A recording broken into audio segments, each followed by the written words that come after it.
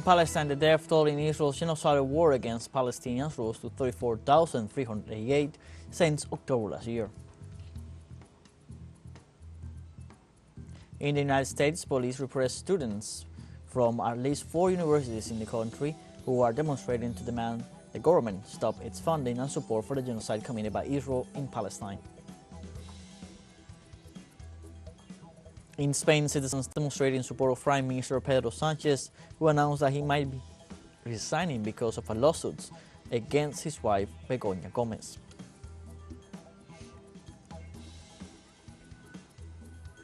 Hello, welcome to From the South. I'm Luis Alberto Matos from the teleSUR studios in Havana, Cuba.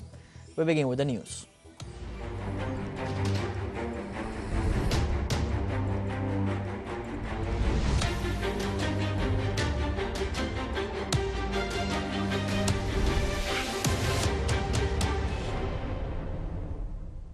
The number of Palestinians killed by Israel in the Gaza Strip reaches more than 34,000 people, most of them women and children.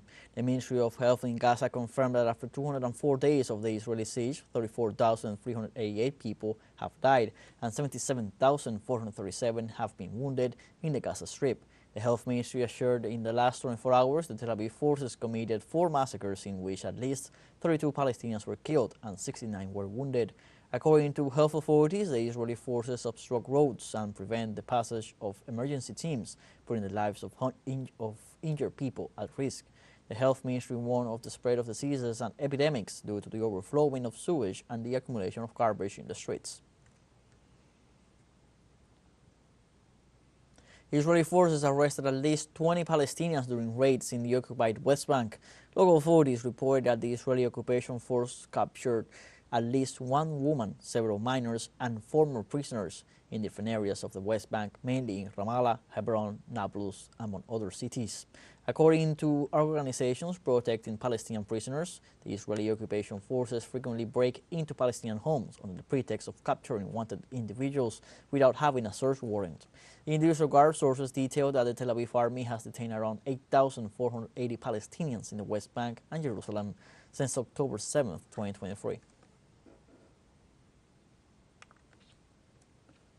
The Israeli siege against medical centers in Gaza left hundreds of Palestinians dead, buried in mass graves. From Han Yunis, Huda Hagazi has the details.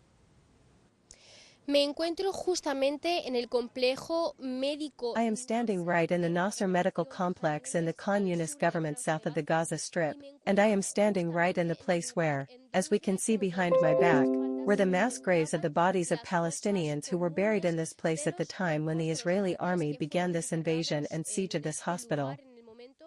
These mass graves were, part of them, made by Palestinians to bury the corpses of the bodies that were killed by Israel, and that Israel prevented these bodies to be transferred to the cemeteries and be buried, since Israel prevented any person to leave or move inside this hospital, and therefore they were forced to have to bury Palestinians in this place. However, these mass graves were not only made by Palestinians, but the Israeli army also buried Palestinians. According to the Civil Defense Corps here in the Gaza Strip, which has been in charge of this process of excavation and removal of the bodies, it has been assured that several of the Palestinians who have been found have shown signs of torture before being killed and buried by the occupation army. In addition, several of them have been buried alive, with their hands and legs tied by the Israeli army. Even among them children have been found, minors have been found, and at this moment an investigation and an explanation is being demanded as to why Israel has killed and buried children. Also, several of these bodies have been found buried 3 meters under the ground, which has helped the faster decomposition of them, and this is one of the main reasons why it has been assured that more than 50% of the bodies have not been identified due to their decomposition, since we are talking about more than 3 months have passed since these mass graves were made, and as we can see, all of this destruction and excavation has been done to remove these bodies, even as we can see on the ground. There are remains of blankets where Palestinians were buried.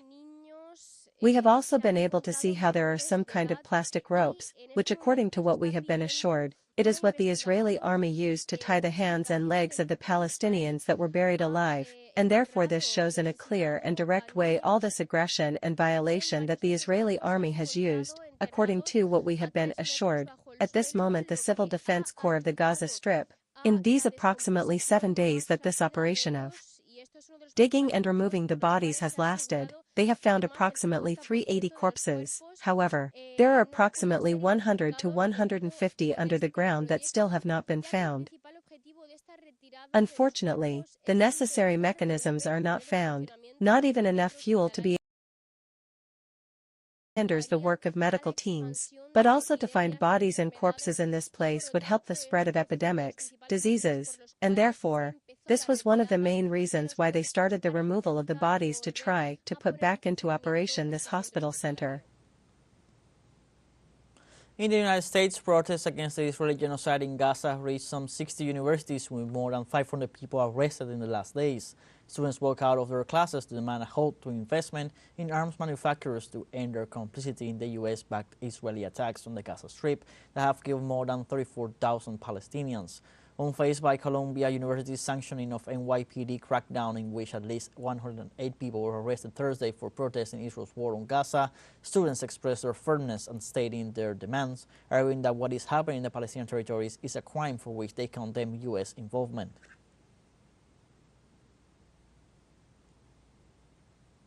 The Columbia University Senate, the co-governing body of the university, calls for an investigation into the violation of students' rights. The body, comprised of faculty, students, and administrators, voted on Friday in favor of a resolution accusing the administration of violating the rights of students and professors, with 62 votes in favor, 14 against, and 3 abstentions.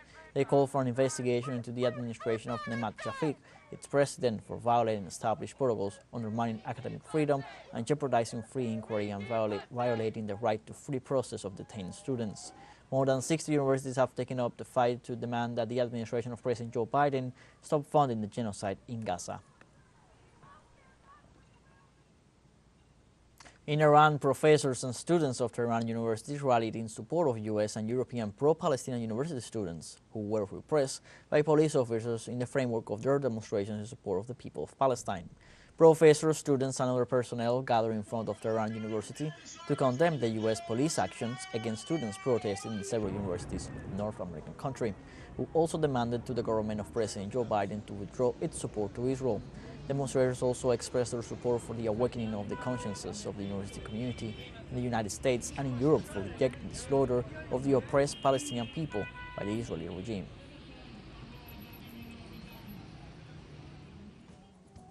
Let's now take a short break, but remember you can join us on TikTok at teleSUR English, where you'll find news in different formats, news updates, and much more. Other stories coming up. Stay with us.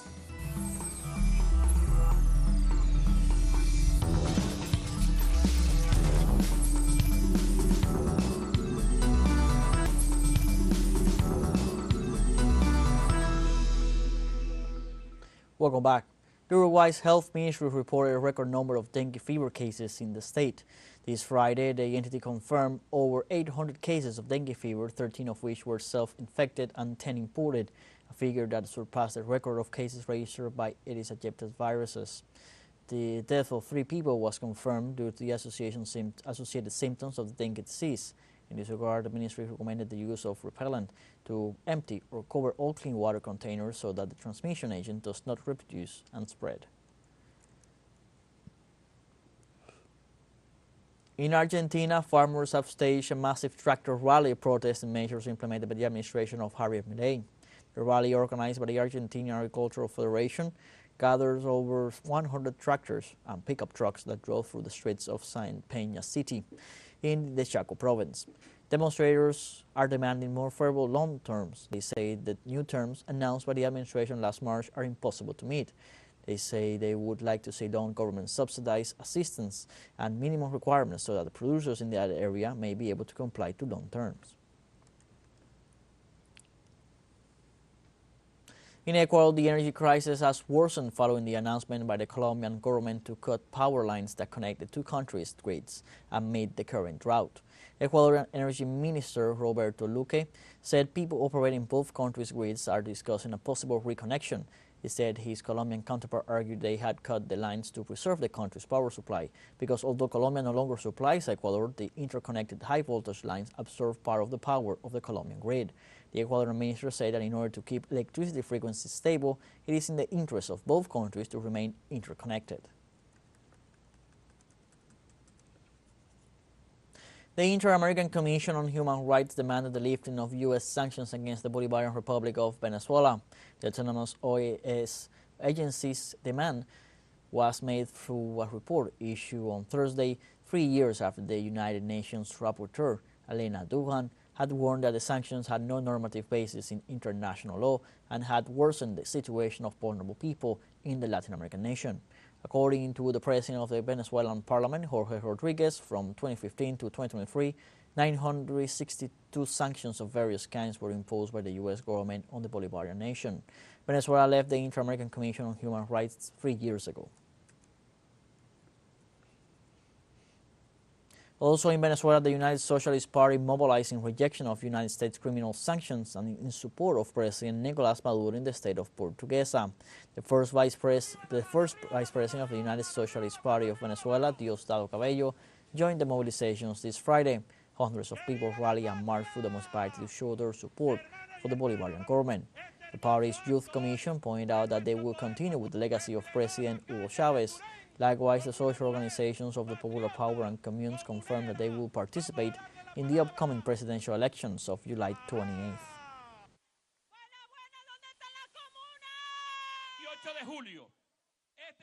On July the 28th, this organized people, the people of Portuguesa, the people of Turin,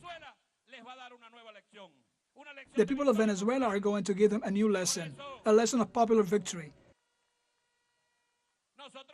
That is why we listen. We listen to Ali Primera when he says, "I'm not staying home because to the combat I go." Every day the enemy is the same: imperialism, lackeys, the desire of imperialism to take over all of our wealth, and we are also the same. But we have learned during these long struggles, during these long days, we have learned to fight, to resist, and to overcome. Chavez taught us to fight, to resist, and to overcome.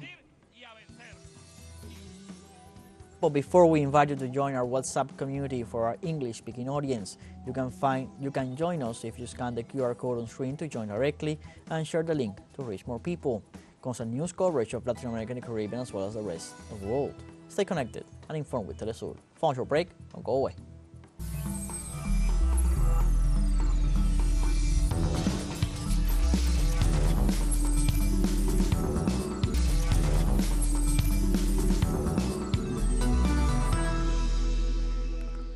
Welcome back.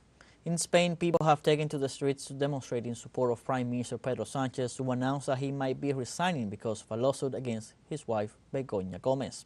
Over 12,000 people gathered across the headquarters of the Spanish Socialist Workers' Party, chanting Pedro Stay, showing their support for the president of the Spanish government. Demonstrators were also demanding an end to the offensive by the opposition against the Prime Minister's wife on alleged corruption charges. Moreover, the Spanish Communist Party also called for a demonstration at its headquarters against Pedro Sanchez's decision to resign. In Russia, the 12th suspect in the attack on the Krakow City Hall concert venue was arrested. The Basmanny Court of Moscow arrested Tayiko Kurbonov for his alleged involvement in the attack on the Krakow City Hall concert venue. The court ordered the suspect's arrest until May 22nd and indicated that Kurbonov is suspected of having financed the preparation of the attack and of providing terrorists with telecommunication equipment. In China, people are demanding a halt to the government's plan to extend the use of a nuclear power plant on the southern island of Taiwan. Nearly 300 people demonstrated on the southern Chinese island of Taiwan against lawmakers who approve extending the life of the Ma'anshan nuclear power plant despite its January 2005 failure. The protesters say the island is prone to natural disasters like earthquakes and typhoons, which pose a high risk to nuclear power plants and people's lives. At present in Taiwan, there are 4 nuclear power plants, 2 being decommissioned, 1 in use, and another 1 still under construction, although works had been cut off in 2014 after a series of protests against the use of nuclear energy.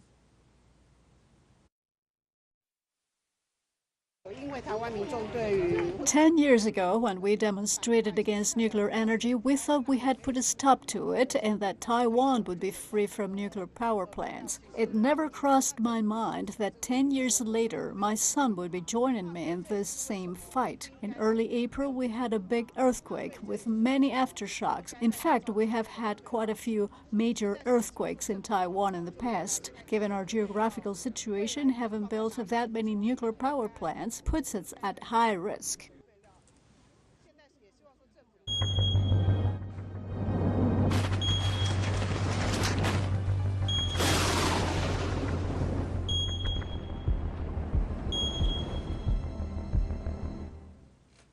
In the United States, strong tornadoes hit the states of Nebraska, Iowa, and Texas.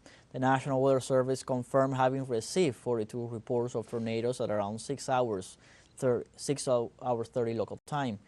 The tornado occurred on the outskirts of the city of Lincoln, Nebraska, destroyed several homes and overturned a few vehicles. So far, only 3 people have been reported injured. According to the National Weather Service, they expect the occurrence of more tornadoes accompanied by severe wind gusts and hail. In Russia, heavy rains have flooded several streets of Moscow, the capital.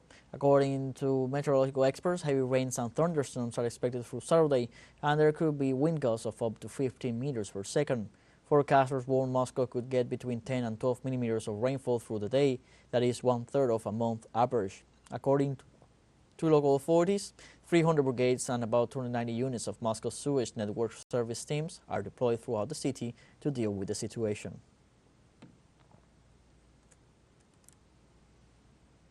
In Kenya, at least 70 people died as a result of severe flooding caused by heavy steady rains, which started in March. Local authorities have expressed their condolences to the victims' relatives, and they urge the population to take precautions and not to risk their lives avoiding driving or walking on moving water. According to official reports, 131,000 families' homes have been destroyed. According to forecasts, the rainfall is expected to continue until May. In the meantime, rescue efforts continue by members of the Red Cross who remain deployed in the affected areas. And we continue in the world of sports. In this case, in Greece, President of the Hellenic Olympic Committee, Pedro Sanchez, handed the Olympic torch to the President of the Paris 2024 Olympic and Paralympics Organizing Committee. On Friday, Greece handed over the Olympic flame of the 2024 Games to Paris organizers in a ceremony at the Athens Marble Stadium, where the competition was revived nearly 130 years ago.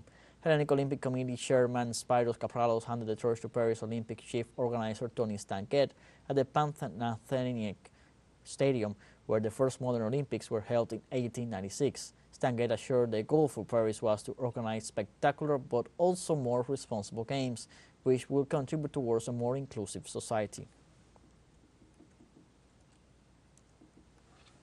In this contest, an 800-strong show of light drones and fireworks on the theme of Olympic fire took place in Marseille to celebrate the handover of the Olympic flame from Greece to France in Athens.